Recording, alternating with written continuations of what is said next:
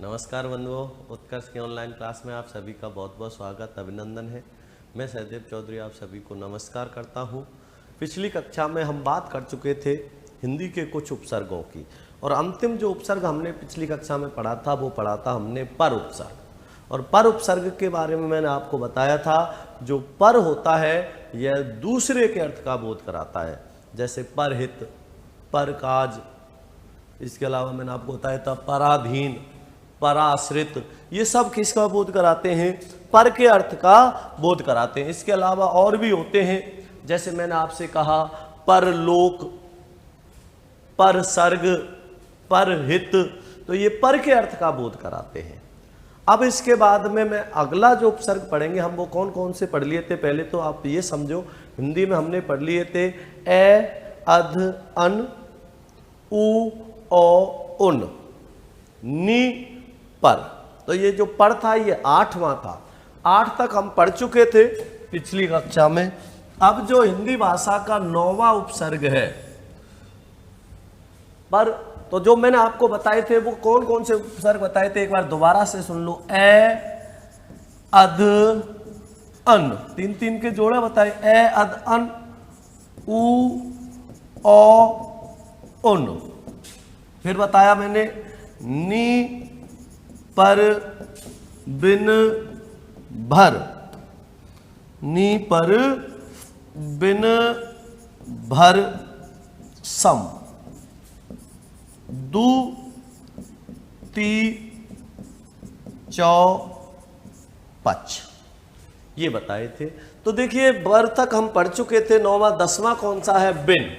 और बिन का मतलब क्या होता है? बिना, रहित। तो देखिए 9वां है बिन, और बिन का मतलब क्या होता है? रहित या बिना। बिन का अर्थ क्या होता है? रहित, बिना या नहीं भी होता है।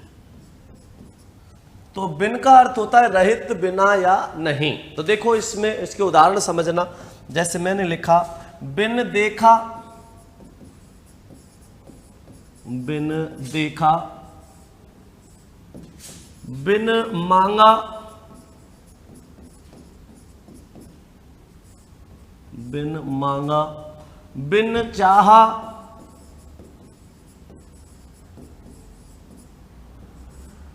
बिन चाहा, बिन देखा, बिन मांगा, बिन चाहा। इसके अलावा जैसे बिन ब्याहा, जो ब्याया नहीं हो तो क्या हो जाता है? बिन ब्याहा, बिन ब्याहा, जो बिना ब्याहे, जो ब्याया नहीं हो तो बिन ब्याहा।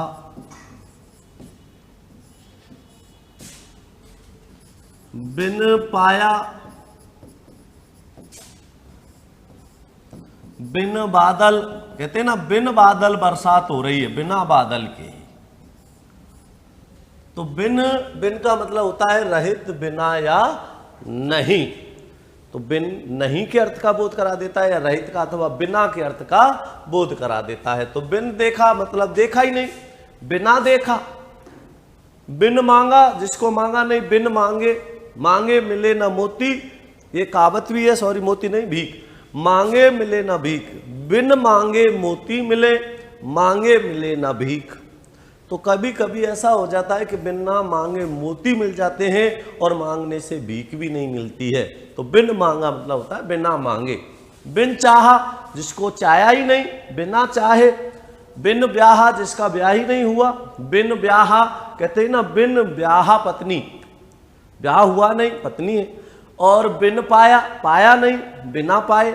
और बिन बादल, बिना बादल के, कहते हैं ना बिन बादल बरसात हो गई। तो बिन। अगला कौन सा है?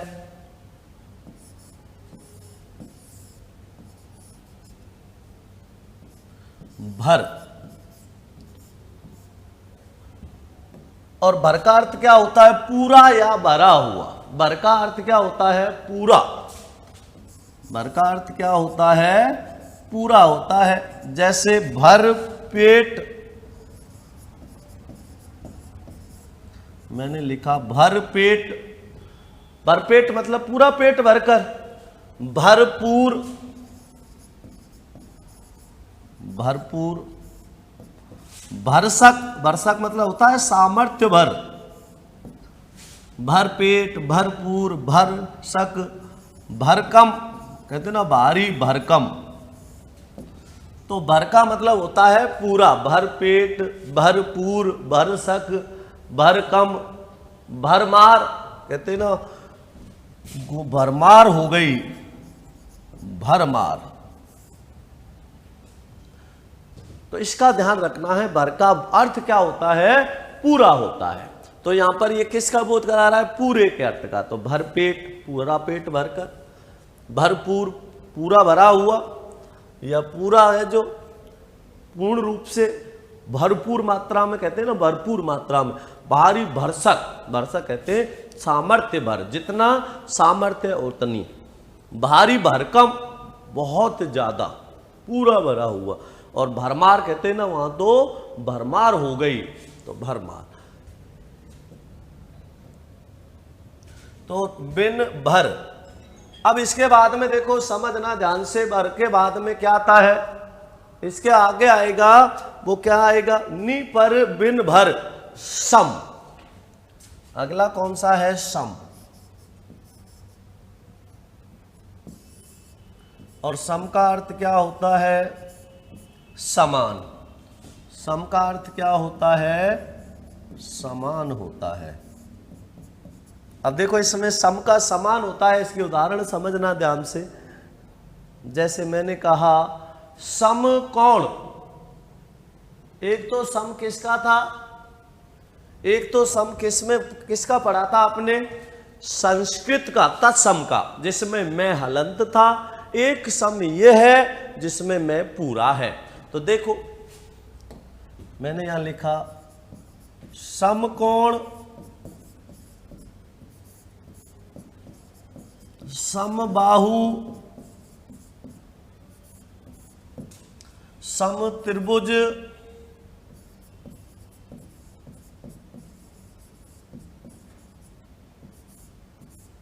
समत्रिभुज,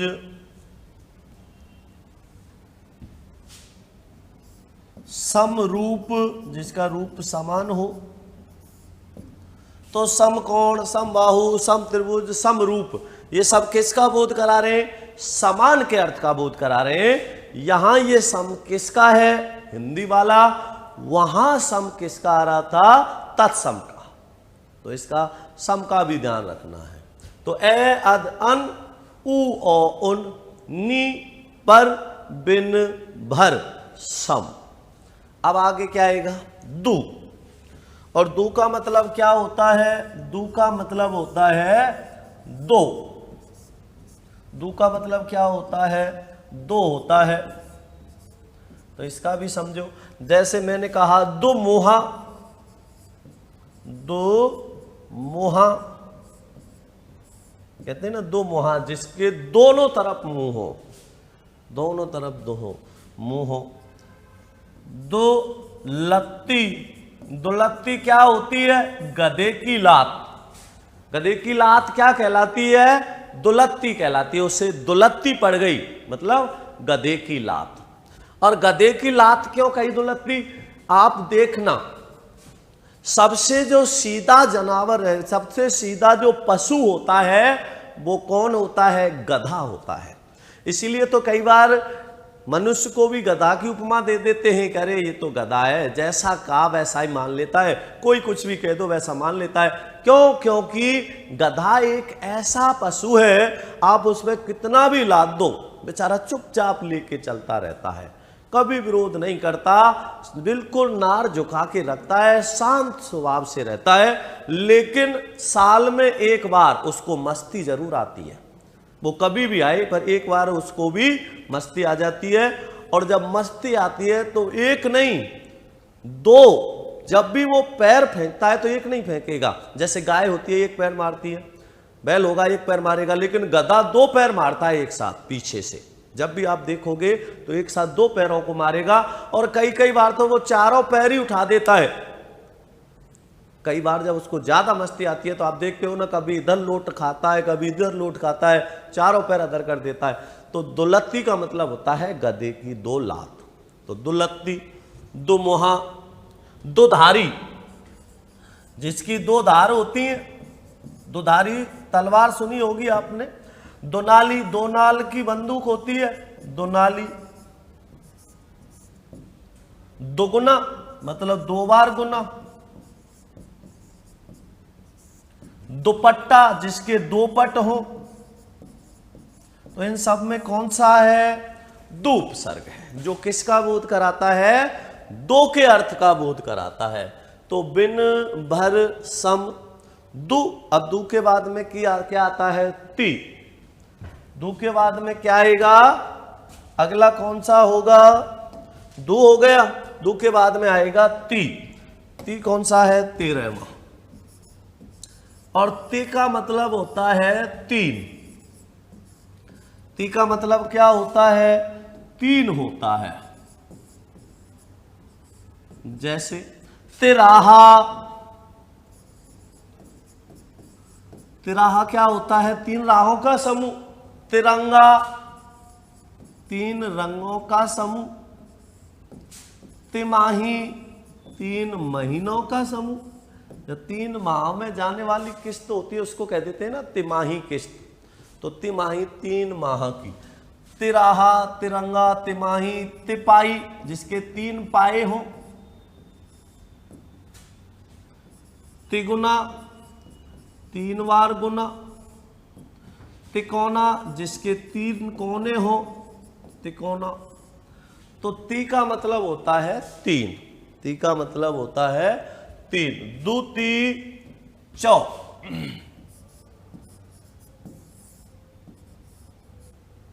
और चौ का मतलब क्या होता है?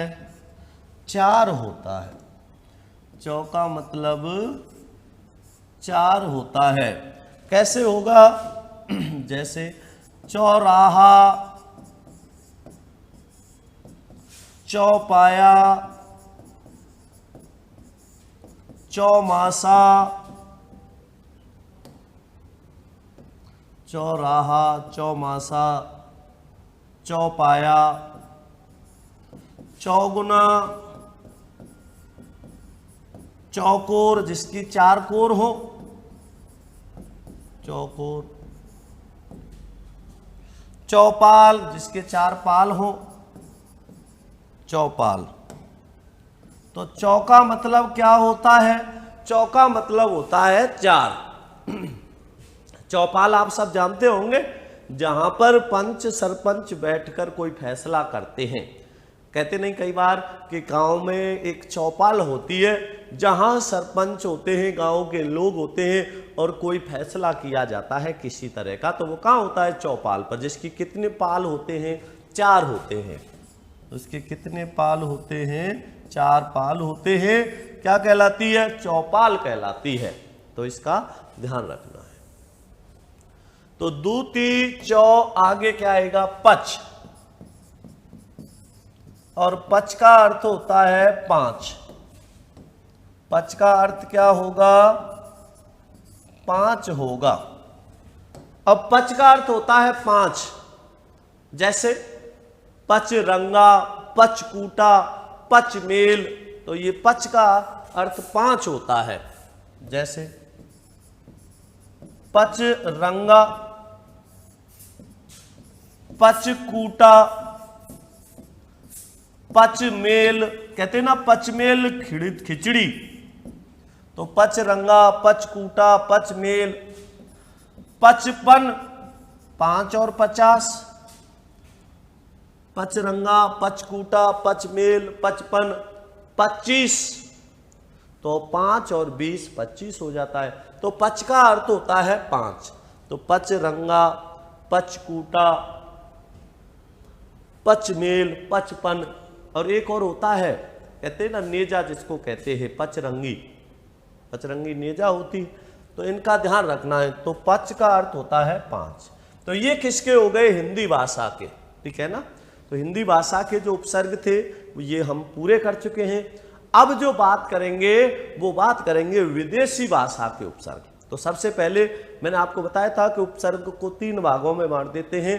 उपसर्ग के 3 भेद होते हैं। सबसे पहला भेद बताया था मैंने आपको, वो कौन सा था? तत्सम या संस्कृत भाषा के उपसर्ग, तद्भव या हिंदी भाषा के उपसर्ग और विदेशी भाषा के उपसर्ग। विदेशी भाषा के में आपके अरबी, फारसी या उर्दू अथवा अंग्रेजी भाषा के आते हैं। तो आगे बात करेंगे विदेशी भाषा के उपसर्ग।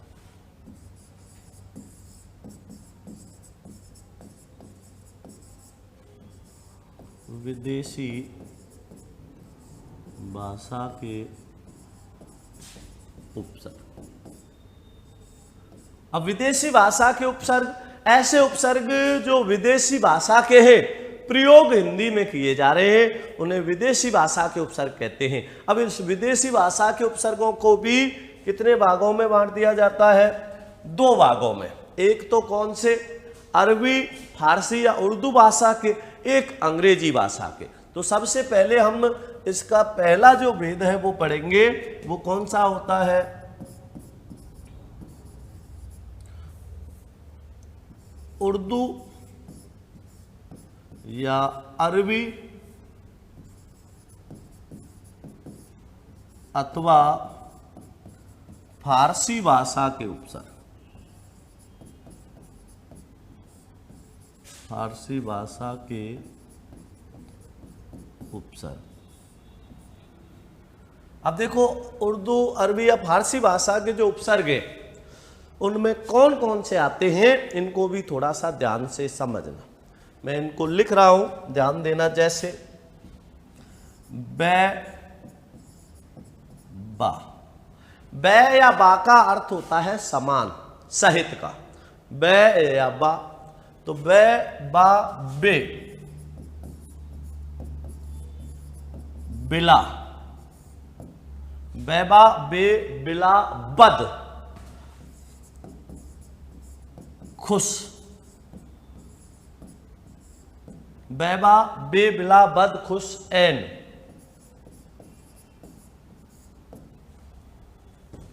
तो यहां तक तो ये आपको थोड़ा सा रटने पड़ेंगे, ये यहां तक। उसके बाद के को मैं समझाऊंगा, उनको ध्यान से समझना। तो बैबा, बे, बिला, बद, बद का उल्टा हो जाता है खुश, ऐन। अब इसके बाद के जितने भी हैं वो कैसे याद करने हैं? जैसे आप मुझसे कह रहे हो, और क्या कह रहे हो कि गैर ना सरहम। आप कह रहे हो कि सर हम गैर नहीं है, गैर ना सरहम, फीस दे देंगे लेकिन उसकी थोड़ी सी दर को कर दो कम। तो कैसे याद रखेंगे इसको? गैर ना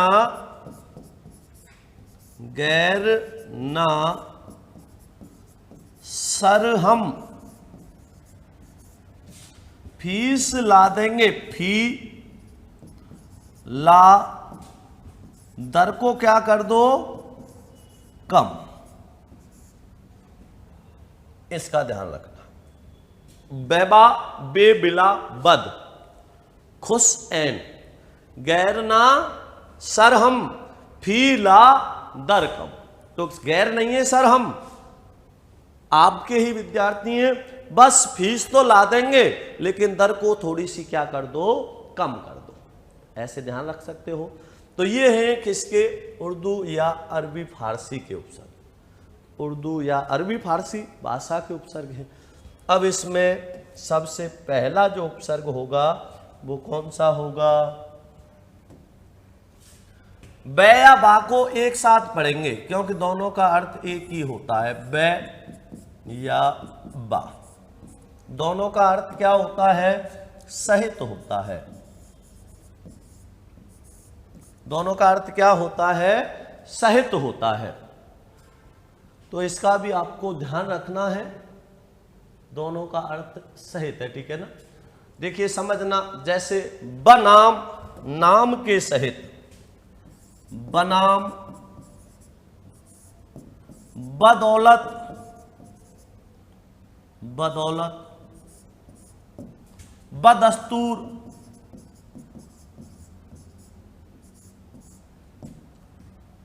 बखूबी, खूबी के सहित। बकौल,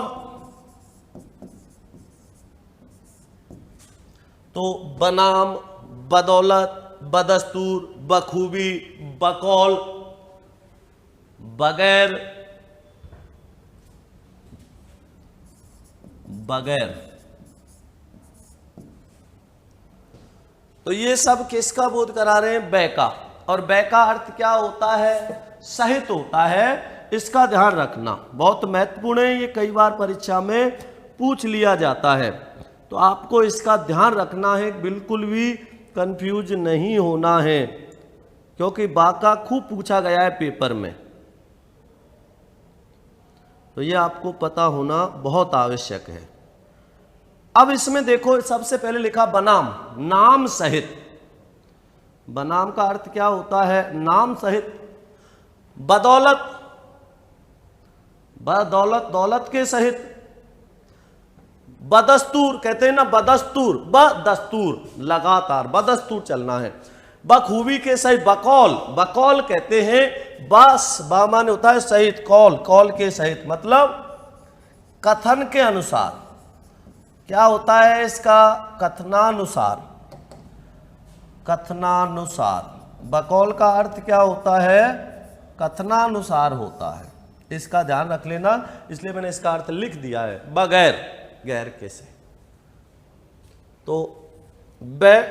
अब इसके बाद में देखो, बा वाले समझ लो, या चाहो तो इनको अलग अलग ही लिख लो, दोनों का अर्थ तो सहित ही होता है, लेकिन जब उदाहरण अलग लिख रहे तो इनको भी अलग ही लिख दो। ब, बै का अर्थ होता है सहित। दूसरा है बै, बा, बा का अर्थ भी क्या होता है? सहित ही होता है। बा का अर्थ भी सहित ही होता है। अब इसके समझ लो बा के, जैसे बा अदब, अदब के साथ, बा अदब, अदब के साथ। अब देखो, इसमें जो उपसर्ग अरबी फारसी के हैं, तो इनके साथ शब्द भी अरबी फारसी के ही आएंगे, उर्दू के ही आएंगे, ऐसा नहीं कि कोई और के आ जाए। जब उपसर्ग अरबी फारसी के हैं, उर्दू के हैं, तो इनके साथ प्रयुक्त शब्द भी अरबी फारसी या उर्दू के ही होंगे, ये भी ध्यान रखना। जैसे देखो, इसमें नाम, दौलत, दस्तूर, खूबी, कौल, गैर, ये सब विदेशी या उर्दू अरबी फारसी के हैं, तो इनके साथ शब्द और उपसर्ग दोनों वही आ रहे हैं, ध्यान रखना। बा अदब, बा कायदा, कायदा के सहित, बा कायदा, कायदा के सहित। बाइज्जत, कहते हैं ना बा इज्जत, इज्जत के सहित बरी किया जाता है, बा इज्जत। तो बा अदब, बा कायदा, बा इज्जत सहित होता है, ठीक है ना। आगे देखो, बा मौका, मौका के सहित।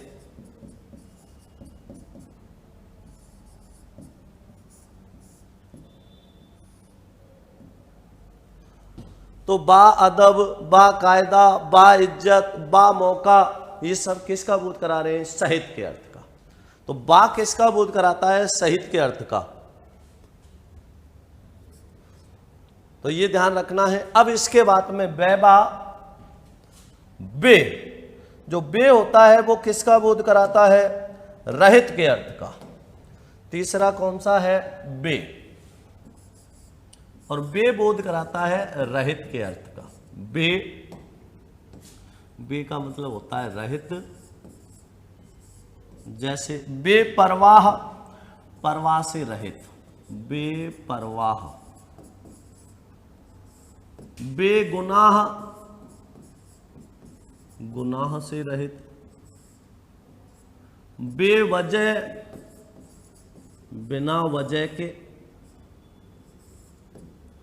तो बेपरवाह, बेगुनाह, बेवजह, बेपरवाह, बेगुनाह, बेवजह। बेचैन, बेदर्दी, बेवफा, बेवफा, वफा से रहित।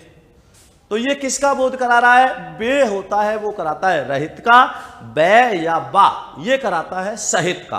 तो यहां ये सब किसके अर्थ में आ रहे हैं? रहित के। जैसे बेपरवाह, परवाह से रहित, जिसको कोई परवाह ही नहीं हो, बेपरवाह। बेगुना, जिसने कोई गुनाह किया ही नहीं है, गुनाह से रहित है, बेगुना। बेवजह, बिना किसी वजह के, वजह से रहित। बेचैन, चैन नहीं है, चैन नहीं मतलब बेचैन, चैन से रहित, शांति से रहित। बेदर्दी, जिसको दर्द ही ना होता हो, जो किसी के दर्द को समझता ही ना हो, उसे क्या कहते हैं? बेदर्दी। कि आपने सुना भी होगा, बेदर्दी से प्यार का सहारा ना मिला, मतलब जिसने दर्द को समझा ही नहीं, किसी ने उससे प्यार किया, उसने उसके प्यार को समझा ही नहीं, इसलिए उसको क्या नाम दे दिया? बेदर्दी, दर्द से रहित। बेवफा, ये तो आप बहुत अच्छे से जानते होंगे क्योंकि आप में से ज्यादा होंगे। बेवफा, वफा से रहित, जिसके अंदर वफाई नहीं हो, जो वफा से रहित हो। मतलब वफा का मतलब क्या होता है? एक के प्रति ही पूर्ण समर्पित, जो एक के प्रति ही पूर्ण रूप से समर्पित हो, उसे कहते हैं वफादार। जैसे कि आपने कहते हैं ना, कुत्ता बहुत वफादार होता है। वफादार होता है मतलब अपने मालिक के लिए वो कुछ भी कर सकता है, सिर्फ अपने मालिक से मतलब रखता है।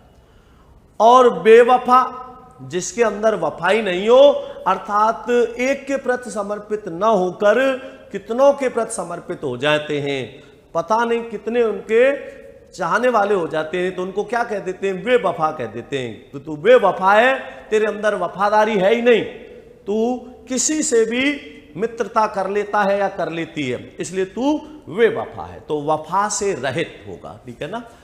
तो बेवा, बे, बिला,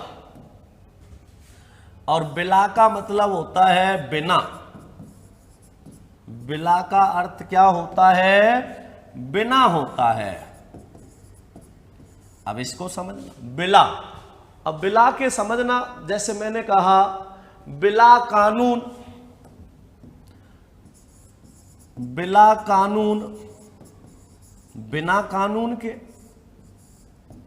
बिला वजह, बिना वजह के।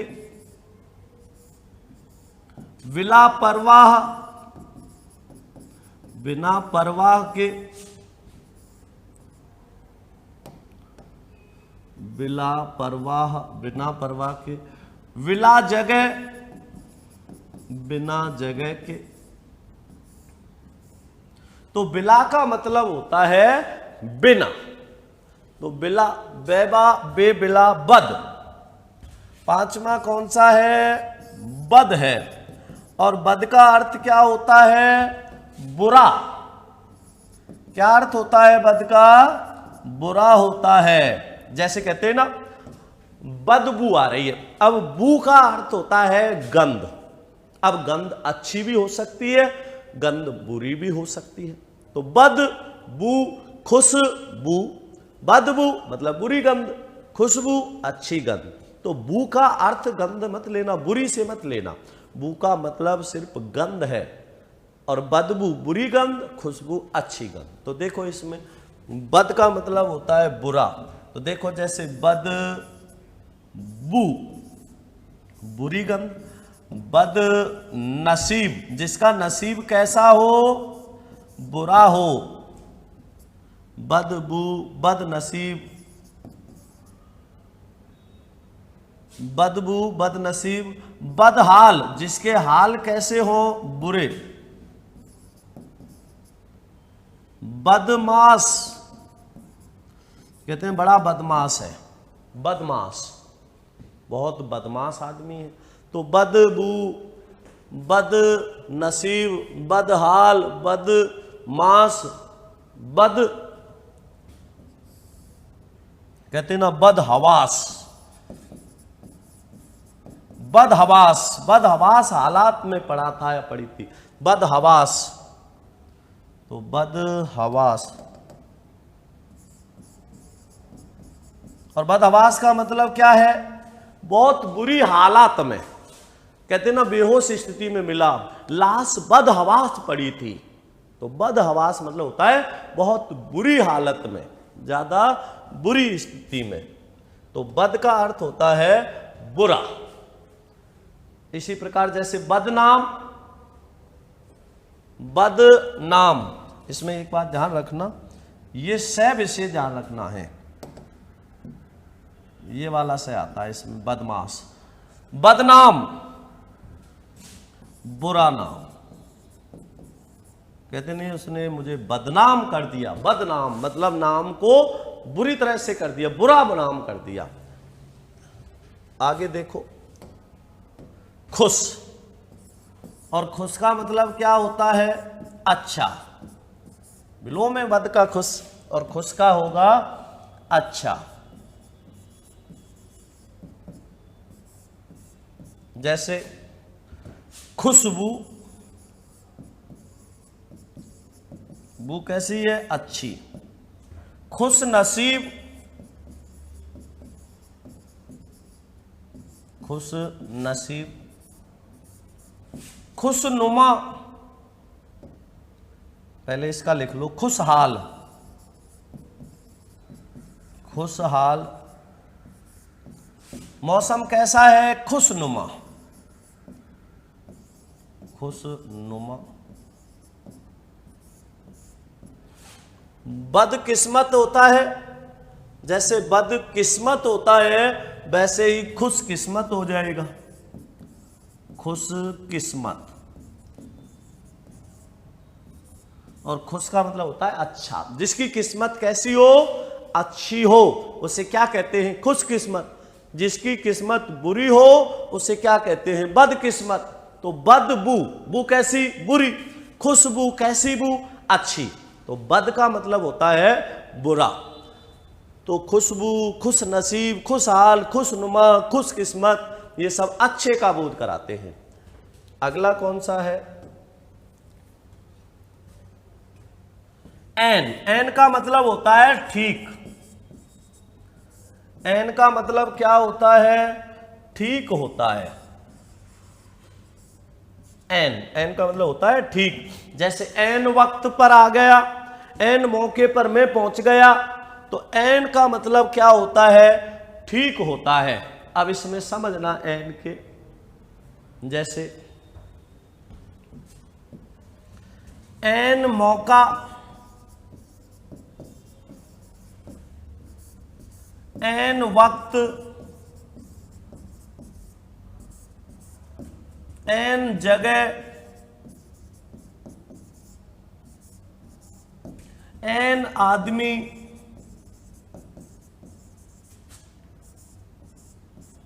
तो ये सब किसका बोध कराते हैं? ठीक के अर्थ का।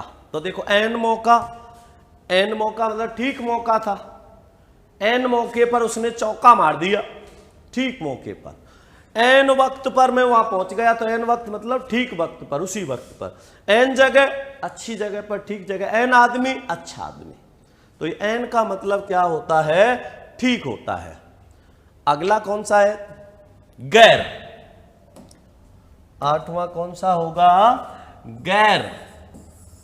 और गैर कहते हैं दूसरा। गैर का अर्थ क्या होता है? दूसरा होता है। गैर का अर्थ क्या होता है? दूसरा होता है। अब इसमें समझना, जैसे गैर जिम्मेदार, कहते हैं ना गैर जिम्मेदार आदमी, जिसे जिम्मेदारी नहीं हो, गैर जिम्मेदार। तो देखो दो अर्थ होते हैं गैर का, एक तो होता है दूसरा, और एक ही गैर का अर्थ और आता है निषेध या बिना। दूसरा गैर का अर्थ एक तो होता है निषेध,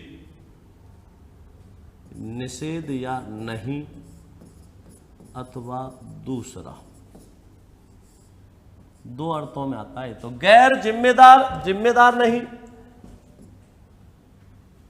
गैर औरत, दूसरी औरत, गैर मर्द, दूसरा मर्द। तो गैर मर्द, दूसरा मर्द, गैर औरत, दूसरी औरत। और समझिए इसमें गैर हाजिर, वह आज गैर हाजिर है, मतलब हाजिर नहीं है। गैर हाजिर, गैर कानूनी,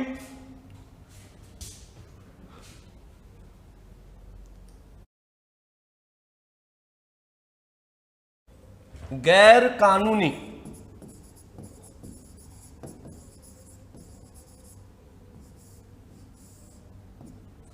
तो गैर कानूनी मतलब जो कानूनी नहीं हो, गैर कानूनी हो गया। इसी प्रकार और समझिए, जैसे मैंने कहा गैर मुल्क, दूसरा मुल्क, दूसरा के अर्थ में भी आ रहा नहीं आ रहा।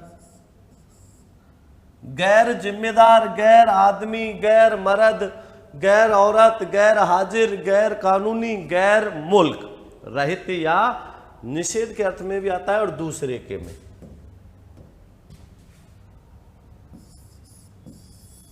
गैर ना, और ना का अर्थ क्या होता है? नहीं, नहीं। जैसे नालायक, जो लायक नहीं हो। नापाक, जो साफ नहीं हो, कहते हैं ना नापाक कहते हैं। पाक मान होता है साफ, स्वच्छ, साफ, कहते हैं ना बिल्कुल उसकी पाक हरकतें, नापाक हरकतें मतलब साफ नहीं। पाक कहते हैं ना बिल्कुल पाक आदमी है, पाक साफ, जिसके अंदर किसी तरह का कोई पाप नहीं हो, बिल्कुल साफ। तो नालायक, नापाक। इसी प्रकार नाजायज, नाजायज, जो जायज नहीं हो। नाकाम, जो काम नहीं हो। नापसंद, जो पसंद नहीं हो।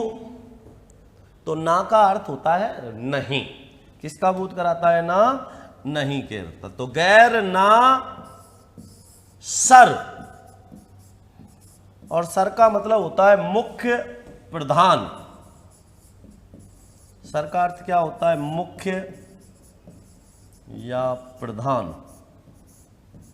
सर, सर का मतलब क्या है? मुख्य या प्रधान होता है। जैसे सरकार, सरदार, सरपंच, सरहद।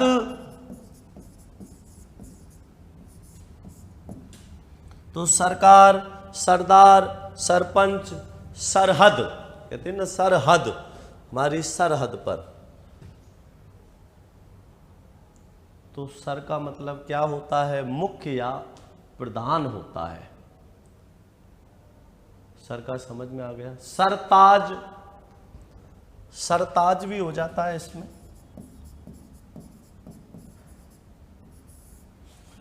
तो सर का मतलब होता है मुख्य या प्रधान, सबसे श्रेष्ठ जो हो। तो गैर ना सर हम। अगला कौन सा है? हम। गैर ना सर हम। और हम का मतलब क्या होता है? समान।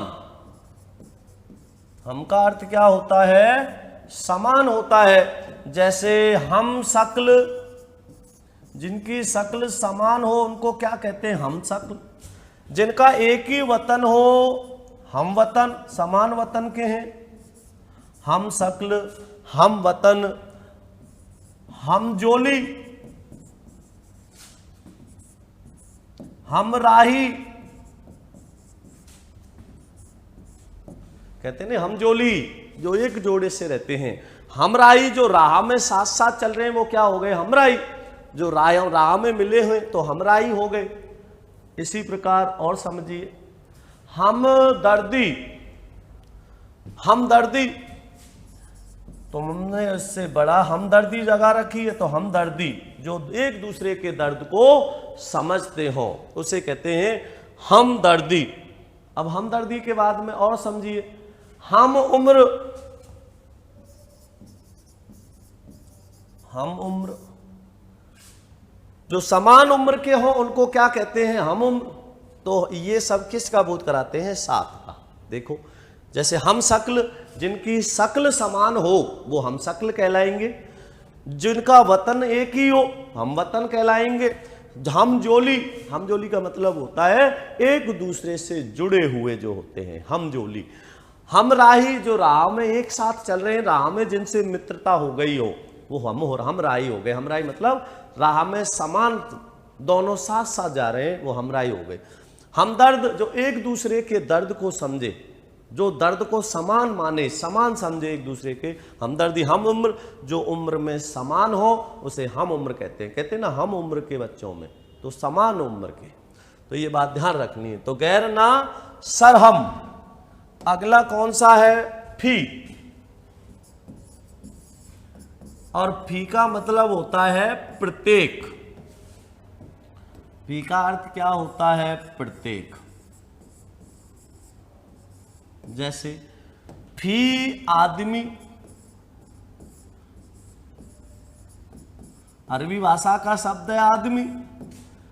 फी औरत, औरत फारसी भाषा का शब्द है, फी औरत। फी मैदान, अब यहां फी का मतलब होता है प्रत्येक।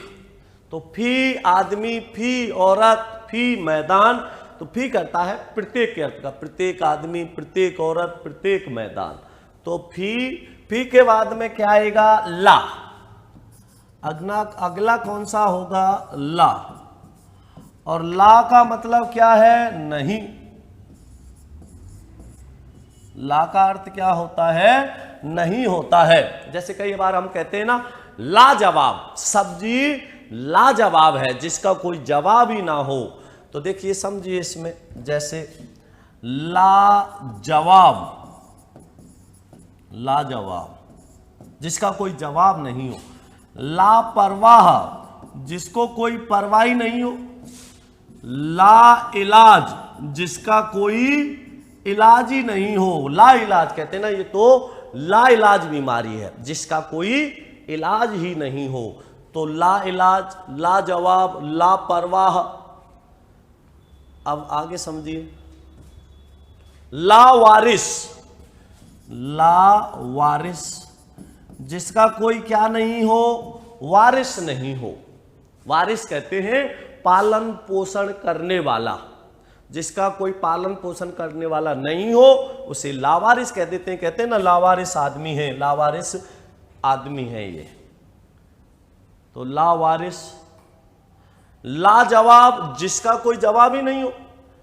ऐसे ही एक शब्द होता है, जैसे हम कई बार कहते हैं ना बड़ा लाचार आदमी है बेचारा। लाचार, जिसका कोई चारा ही नहीं हो। तो फी ला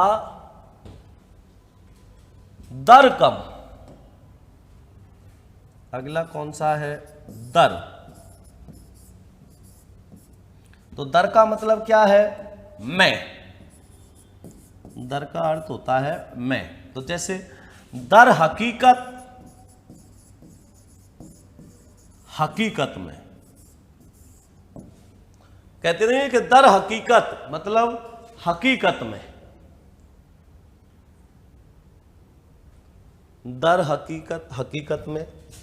दरबार, दरगाह, दरकिनार, कहते ना उसे दरकिनार कर दिया, मतलब एक किनारे में कर दिया।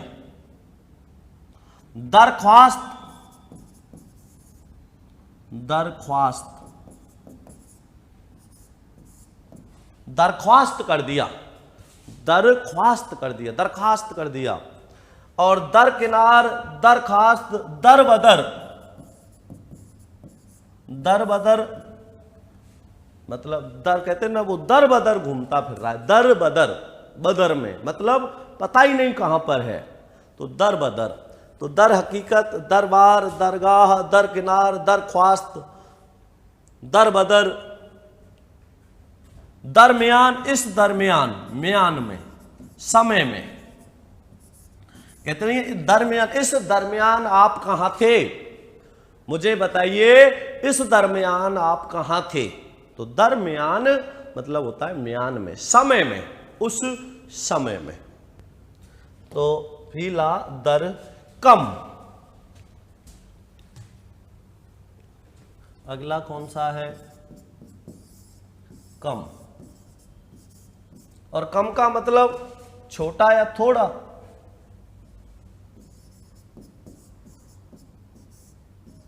थोड़ा।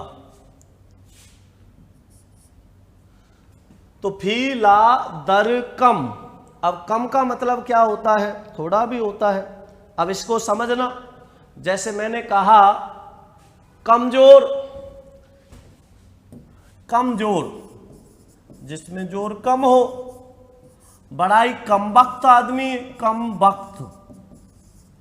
एक तो होता है कम वक्त, समय कम है, और एक होता है बड़ा कम वक्त आदमी है। कम वक्त बहुत ही बेकार आदमी होता है। तो कम जोर, कम वक्त, कम अक्ल जिसमें अक्ल कम हो, कम अक्ल। एक है कम सिन, ये तो आपने एक गाने में भी सुना होगा, कम सिन शब्द। कोई भी भाई बहन मेरे कोई कहूं जो बात उसका बिल्कुल बुरा ना माने, क्योंकि मेरा मकसद बताने का, याद रखने के लिए है। जैसे एक शब्द आता है एक कमसिन जवानी, तो कमसिन जवानी का मतलब क्या होता है? कम उम्र की जवानी। तो कमसिन का मतलब होता है कम उम्र। कमसिन किसको कहते हैं? कम उम्र को कहते हैं। तो कम जोर, कम वक्त, कम अक्ल, कम सिन, ये सब किसका बोध करा रहे हैं? कम के अर्थ का, थोड़े के अर्थ का।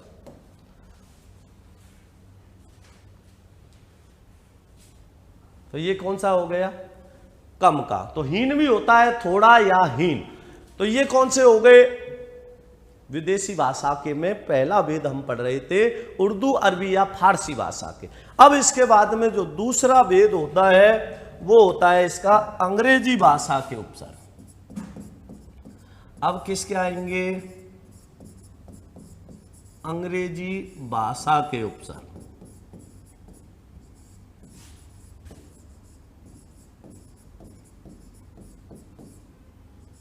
अंग्रेजी भाषा के उपसर्ग। अब अंग्रेजी भाषा के उपसर्ग बहुत ज्यादा नहीं होते, थोड़े से होते हैं। कौन कौन से होते हैं उनको समझ लेना। अंग्रेजी भाषा के जो उपसर्ग हैं उनको भी हम लिख लेते हैं और उनका ध्यान से समझना। तो अंग्रेजी भाषा के जो उपसर्ग होंगे वो कौन कौन से होंगे, समझना इनको भी और ध्यान देना। जैसे अंग्रेजी भाषा के उपसर्गों में मैं लिख रहा हूं, उसमें समझना। हाफ हैड, इधर लिख देता हूं, एक साथ आ जाएंगे। जैसे half had chief vice general half head chief vice general. अब इनमें आप समझना ध्यान से। तो half head chief vice general. और क्या होता है? एक और रहेगा इसमें, कौन सा रह गया? एक होता है जो उप का बोध करा देता है, वाइस प्रेसिडेंट होता है एक, वैसे एक और होता है। तो इसमें भी आपको ध्यान रखना है। तो half head chief vice general, ठीक है ना। इसमें एक और है, उसको भी लिखेंगे तो एक बार समझ लेना। डिप्टी, ये कौन सा होता है? डिप्टी। ये होते हैं अंग्रेजी भाषा के। तो half head chief vice general deputy, एक एक से इनको ध्यान से समझ लेना और इनका ध्यान रखना। सबसे पहला हम लिखते हैं हाफ, और हाफ का मतलब क्या होता है? आधा। हाफ का मतलब क्या होता है? आधा। कई बार नहीं कहते क्या, अरे हाफ माइंड है क्या, जिसमें दिमाग कितना हो? आधा हो। तो हाफ माइंड, हाफ डे, मैं हाफ डे में आ गया था, कहते हैं ना हाफ डे, आधा दिन। हाफ पैंट, आधा पैंट। हाफ क्वार्टर कह देते ना, हाफ क्वार्टर, क्वार्टर का भी आधा। तो half mind, half day, half pant.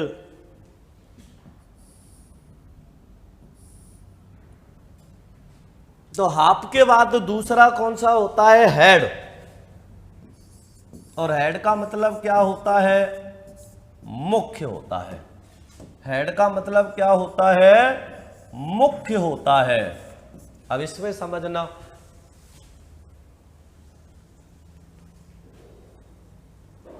तो हाफ के बाद में आएगा हेड। तो जैसे head master, head master, head clerk,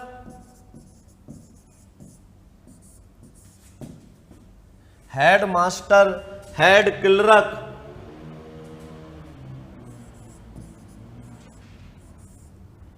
head general,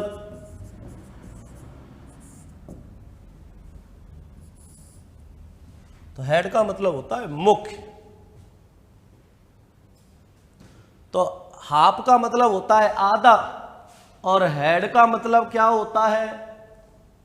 मुख्य होता है।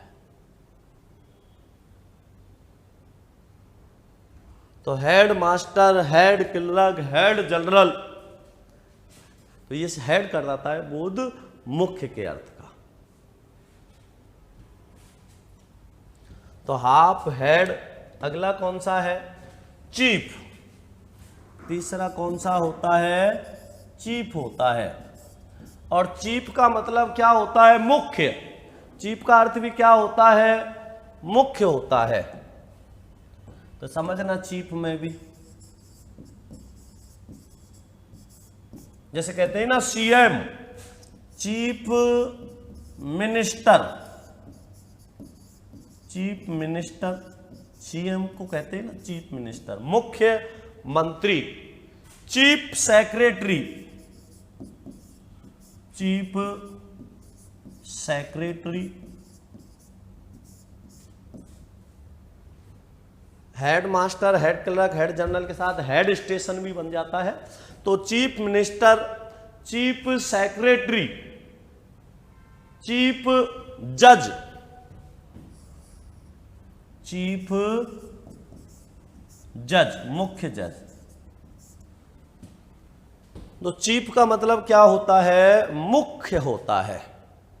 चीफ का अर्थ मुख्य होता है। अब देखो इनके साथ में अंग्रेजी भाषा के उपसर्ग, अंग्रेजी भाषा के उपसर्ग हैं, तो इनके साथ में जो शब्द आएंगे वो भी अंग्रेजी के आएंगे, क्योंकि जैसे आप अरबी फारसी के उपसर्गों के साथ में शब्द अरबी फारसी के ले रहे थे, तो उसी प्रकार यहां भी अंग्रेजी भाषा के उपसर्गों के साथ में शब्द भी अंग्रेजी के आएंगे। तो चीफ, चीफ के बाद में कौन सा है? वाइस। चौथा है वाइस। और वाइस का मतलब क्या होता है? उप। वाइस का मतलब क्या होता है? उप या सहायक। उप कह देते हैं इसको, या इसी को क्या कह देते हैं? सहायक कह देते हैं। तो देखो वाइस प्रेसिडेंट, वाइस प्रेसिडेंट, तो इसमें उप भी लिख लेना, इसमें उप भी होता है, vice president. Vice president, vice president का मतलब क्या होता है? उपाध्यक्ष। Vice chancellor, vice chancellor, vice chancellor. इसी प्रकार होता है वाइस प्रेसिडेंट, वाइस प्रेसिडेंट लिख दिया ना वाइस प्रेसिडेंट। तो vice principal, vice principal, vice principal. तो vice president, vice chancellor, vice principal, तो ये किसका बोध कराता है? उप या सहायक का। वाइस सेक्रेटरी भी हो जाता है, तो वाइस बोध कराता है सहायक के अर्थ का। अगला कौन सा है? जनरल। जनरल का मतलब होता है सामान्य।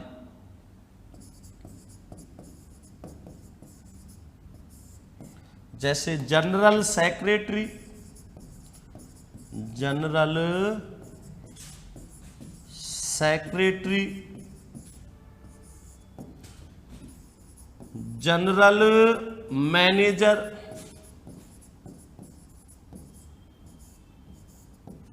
जनरल स्टोर, कहते हैं ना जनरल स्टोर की दुकान से, तो जनरल स्टोर, तो general secretary, general manager, general store.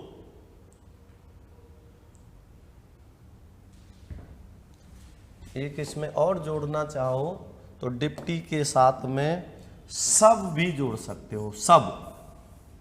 Deputy के साथ में एक और जोड़ देते हैं, सब। अगला कौन सा है? अगला है deputy.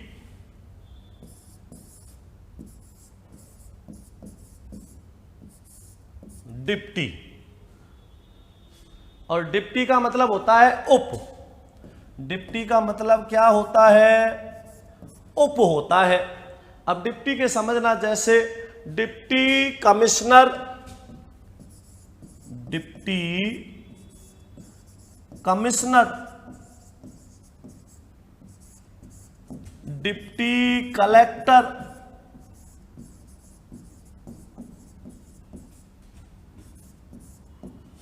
Deputy commissioner, deputy collector, उप कलेक्टर जिसको कह देते हैं, deputy chairman, deputy chairman, deputy chairman. तो डिप्टी का मतलब होता है उप। डिप्टी का अर्थ क्या होता है? उप होता है। इसका भी ध्यान रखना है, डिप्टी का मतलब क्या होता है? उप होता है। आगे देखिए अगला कौन सा है? डिप्टी के बाद में, डिप्टी के बाद में सातवां होता है, वो कौन सा होता है? जैसे हम कहते हैं ना इंस्पेक्टर, वाइस प्रेसिडेंट लिखा था एक आपने, एक हमने अभी लिखा था सब, और सब का मतलब भी क्या होता है? मैंने यहां लिख दिया सब इंस्पेक्टर होता है। जैसे सब, और सब का मतलब भी उप होता है, सब का मतलब भी उप होता है। जैसे sub division, sub division, sub inspector, sub inspector, sub division, sub inspector, ठीक है ना। तो सब का मतलब क्या होता है? उप होता है। तो उप डिवीजन मतलब उपखंड, सब इंस्पेक्टर उप निरीक्षक, तो सब का मतलब ध्यान रखना है उप होता है। सब मजिस्ट्रेट, सब मजिस्ट्रेट, तो ये सब उप का बोध कराता है। तो ये आपके उपसर्ग हो गए पूरे। ये सभी उपसर्ग थे जो हमने 3 भागों में बांटकर पढ़ लिए थे। सबसे पहला था किसका? तत्सम या संस्कृत के, दूसरे हिंदी के, और ये विदेशी भाषा के उपसर्ग। तो बहुत बहुत धन्यवाद बंधुओं। एक बार फिर से मेरी तरफ से सभी भाई बहनों को नमस्कार, धन्यवाद।